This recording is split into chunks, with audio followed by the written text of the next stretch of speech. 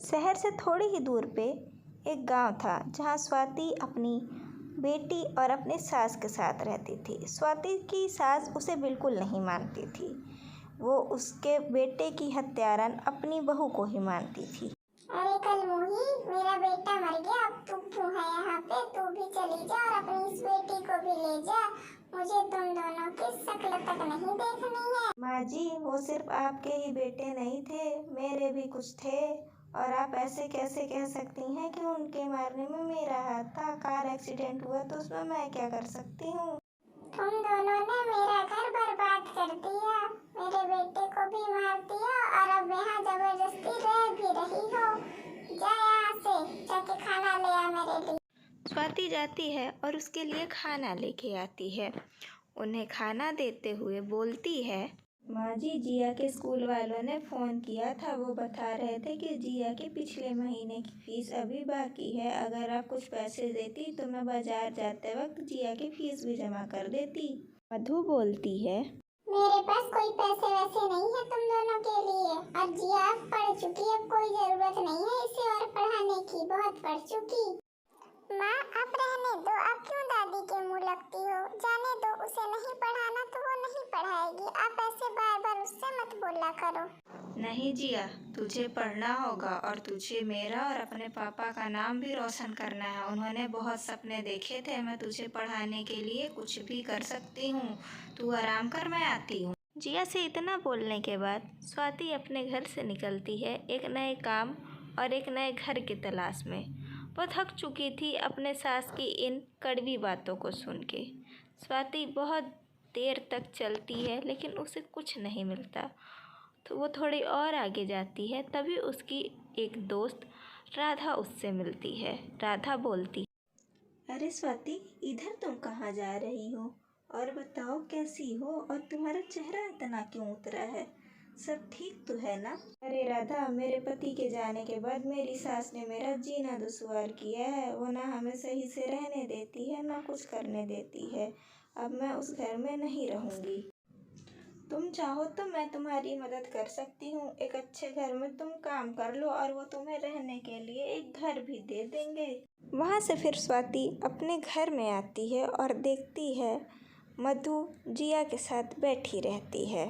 मधु बोलती है, क्यों महारानी, कहाँ थी इतने देर से? ये कोई वक्त है घर आने का? अपनी बेटी को भी साथ ले जाती, दोबारा आने की ज़रूरत ही ना होती तुझे। अभी जिया बोलती है, अरे माँ, दादी की बात को छोड़ो, आप कहाँ चले गए थे? मैंने आपको हर जगह ढूंढा। जिया, तू बाहर जाके मेरा इंतजार कर। तेरे दादी से मुझे कुछ अकेले में बात करनी है, फिर मैं आती हूँ। जिया समझ गई थी कि स्वाति बहुत गुस्से में है, लेकिन वो बिना कुछ बोले चुपचाप घर से बाहर चली जाती है और बाहर अपनी माँ का इंतजार करती है। बस माँ जी, आज से मैं आपके घर में नहीं रहूंगी। मैं यहाँ से जा रही हूँ और मैं अपनी बच्ची को भी खुद पढ़ा लूँगी। मधु बोलती है, हाँ हाँ, निकल जा मेरे घर से और कभी वापस लौट के मत आना। तुम दोनों माँ बेटी के लिए कोई जगह नहीं है मेरे घर में। क्योंकि इतनी बात सुनते ही स्वाति वहाँ से जाने लगती है और वो पीछे मुड़ के एक बार भी नहीं देखती। उसे मधु की बात का बहुत बुरा लगता है। बड़ी अकड़ आ गई है इसमें। कुछ दिन बाहर रहेगी तो अकड़ टूट जाएगी, उसके बाद खुद ब खुद आ जाएगी वापस रोते हुए। स्वाति बाहर आती है और देखती है जिया और चिंटू साथ में हैं। स्वाति जिया के पास जाती है और बोलती है, चल जिया, यहाँ से चलते हैं। आज से हम यहाँ नहीं रहेंगे, हम एक नई जगह पे रहेंगे, एक नए घर में। जिया बोलती है, हाँ माँ, चलो यहाँ से, मुझे भी अब यहाँ नहीं रहना। दादी बिल्कुल भी अच्छी नहीं है। पर माँ, हम कहाँ जाएंगे? चिंटू दोनों की बात बहुत गौर से सुनता है और थोड़ी देर सोचने के बाद बोलता है, चाची, तुमको कहीं नहीं जाना है, तुम मेरे घर चलो। मेरा घर भी तो तुम्हारा घर है, तुम यहीं रहोगी मेरे साथ। नहीं चिंटू बेटा, मैं अपना और अपनी बेटी का ध्यान खुद रख सकती हूँ, मुझे किसी पे बोझ नहीं बनना। इतना बोल के स्वाति अपने नए घर में आ जाती है और जिया से बोलती है, जिया, तू अंदर की थोड़ी साफ सफाई कर ले। घर ज्यादा गंदा तो नहीं, लेकिन थोड़ा है। हाँ माँ, मैं सारा काम कर लूँगी, तुम उसकी चिंता मत करो। पर तुम जा कहाँ रही हो और कब तक लौटोगी, बस ये बता दो। स्वाति बोलती है, यहाँ पास के विद्यालय में मैं तेरा नाम लिखाने जा रही हूँ। कल से तू रोज स्कूल जाएगी। मुझे पढ़ाने के लिए मुझे जितना भी काम करना पड़े मैं सब करूँगी। इतना बोल के स्वाति विद्यालय की ओर निकल जाती है। जिया मन ही मन बहुत खुश होती है और अपनी माँ पे बहुत फक्र महसूस करती है। जिया घर के अंदर आते आते बोलती है, कितना सुंदर घर है, बस थोड़ी सी साफ सफाई की जरूरत है। चलो जल्दी से साफ सफाई कर देती हूँ, माँ आती ही होगी। थोड़ी देर बाद ही स्वाति घर आ जाती है। स्वाति के हाथ में जिया के लिए एक नया बैग होता है। स्वाति जिया के पास जाकर बैठती है। तब जिया स्वाति से बोलती है, अरे माँ, ये बस्ता कहाँ से लाई हो तुम? अच्छा वो सब छोड़ो, मैं तुम्हारे लिए चाय लेकर आती हूँ। जिया उठ के किचन में चाय बनाने के लिए जाती है। स्वाति अपने मन में सोचती है, चाहे मुझे कितना भी काम क्यों ना करना पड़े, मैं अपनी बच्ची को उसके पैरों पे खड़ी करके रहूँगी, ताकि जो परेशानी मैं झेल रही हूँ वो मेरी बच्ची ना झेले। स्वाति चाय लेती है और बोलती है, जिया, कल से तू रोज स्कूल जाएगी और मन लगा के पढ़ाई करेगी मेरी बच्ची। तुझे बहुत कुछ करना है आगे। जिया बोलती है, हाँ माँ, बिल्कुल, तुम मेरे लिए इतना सब कर रही हो, मैं भी तुमसे वादा करती हूँ, एक दिन मैं तुम्हारा नाम जरूर रोशन करूँगी। अगले दिन जिया सुबह अपने विद्यालय के लिए निकल जाती है। इधर स्वाति भी अपने घर का सारा काम निपटा लेती है। उसके बाद वो भी अपने काम पे जाने लगती है। ऐसा ही रोज करते और देखते देखते कब 5 साल बीत गए पता ही ना चला। अब जिया स्कूल नहीं बल्कि कॉलेज जाया करती थी। आज उसका कॉलेज का आखिरी दिन था।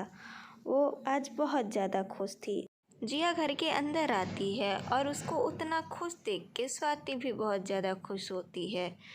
जिया अपनी माँ के पास जाती है और बोलती है, आज से हमें इस घर में रहने की कोई जरूरत नहीं है, मेरी नौकरी लग गई है, और जहाँ मेरी नौकरी लगी है कंपनी वालों ने हमें एक नया घर भी दिया है। माँ, मैं बहुत खुश हूँ। मुझे तुम्हारे ऊपर गर्व है मेरी बच्ची। मैं जानती थी एक ना एक भी तू मेरा नाम जरूर रोशन करेगी। मुझे बहुत फक्र है तुम्हारे ऊपर। तुम्हारे पापा भी ये देख के बहुत खुश होंगे आज।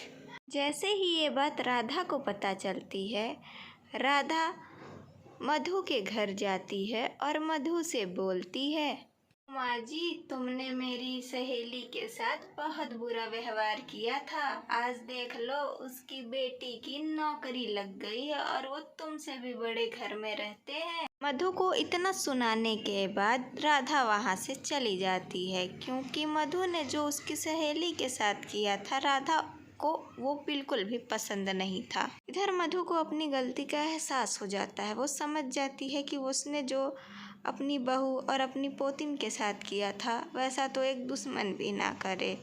वो मन बनाती है कि वो उसके घर जाएगी। मधु उसके घर जाने के लिए निकलती है। हालांकि उसके मन में थोड़ा सा डर तो था कि सब क्या बोलेंगे, लेकिन अपनी व्यवहार के लिए अपनी बहू से माफ़ी भी मांगनी थी, इसलिए वो बिना हिचकिचाए उसके घर जा पहुंची। वह अंदर जाती है और देखती है स्वाति सोफे पे बैठ के चाय पी रही होती है। मधु बोलती है, स्वाति बेटा, मुझे अपनी गलती का एहसास हो गया है, हो सके तो मुझे माफ कर देना। मैंने जो तुम दोनों के साथ किया वैसा तो एक दुश्मन भी ना करे।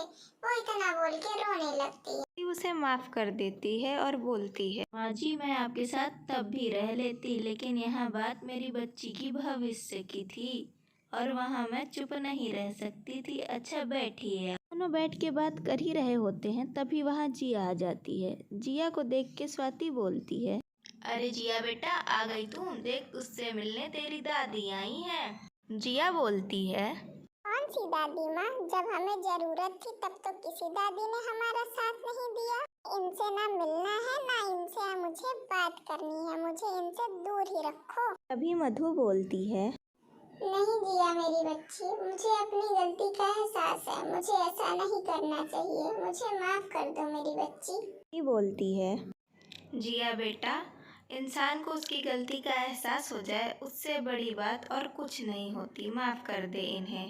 जिया बोलती है, बात नहीं दादी, आपको आपकी गलती का एहसास हुआ उतना ही बहुत है। आज से आप हमारे साथ ही रहेंगी। Moral of the story. एक माँ अपने बच्चे के अच्छे भविष्य के लिए कुछ भी कर सकती है। इसीलिए कहा गया है, माँ से बड़ा योद्धा दुनिया में कोई नहीं। माँ के लिए एक लाइक तो बनता है।